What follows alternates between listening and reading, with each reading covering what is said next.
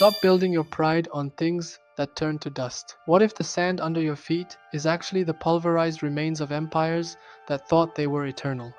Realize that in this world, only your devotion to the Creator remains standing. What if the vast deserts and the shores of the world aren't just landscapes, but the remnants of every empire that thought it was eternal? Wait until you realize that we are walking on the rubble of history, the dust of kings, and the remains of those who once thought the world belonged to them. You stand on a beach, letting the sand slip through your fingers. To the eye, it's just earth, but in reality, it is a living Maw'izah reminder. Every grain tells the story of the fleeting reality of the Dunya. It tells of civilizations that built high towers only for them to become dust, and for that dust to become the ground you walk on. You realize that the only thing that didn't turn to sand was the sincerity of the heart. The gold vanished, the marble crumbled, but the Subhanallah whispered by a lonely traveler thousands of years ago,